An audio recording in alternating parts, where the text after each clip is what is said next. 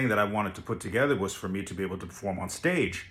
Well, the opportunity came for me when I started working with magic and started working with my magic mentor, Dixie Dooley. Now, I had expressed to Dixie that I wanted to start working as a specialty act in some of the other shows that were in town. As the years went on, he actually allowed me to be the opening act for his show.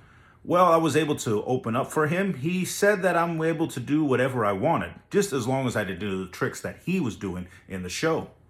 When the show was over, Dixie liked to do meet and greets, and as a performer in the show, I got to be there with him.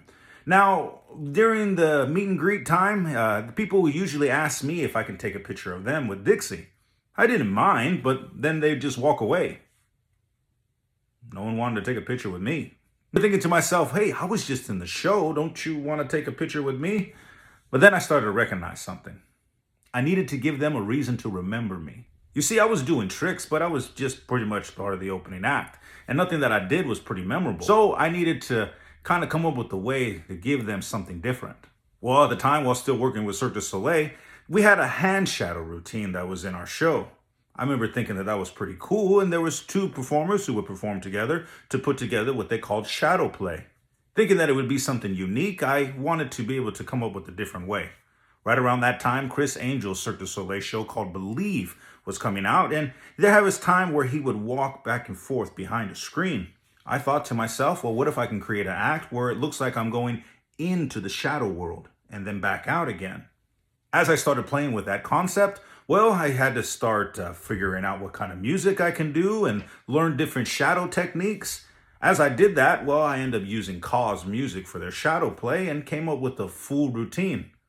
The only bad part about that is that people started to believe that I was just stealing the routine. It was all original stuff, well, as original as an ancient art can be. But the fact that I was using KAWS music, well, it made the similarities too close. So I needed to figure out a different way to be able to make it all work. The best way I can do this was to be able to find music that would create the emotion that I wanted to create. When I finally did it with the show, well, people started asking me to take photos with me as well. Of course, the one thing about it, all of it, was that I needed to figure out a way to make people remember me. And that's one of the key things that I do until this day. Now, throughout the years, the shadow routine has come and gone at different times. Sometimes I'll bring it back. I did it for Sweet Fatty Adams before they closed. I still perform it till this day when I work with Stephen Best as part of his magic show. Well, friends, thank you for sticking with me throughout all of this time. Of course, if you would like to see that hand shadow, well, in the comments, I'm actually going to leave a link for it to my YouTube pages so that you can able to see that for yourself. Until next time, we'll see you tomorrow.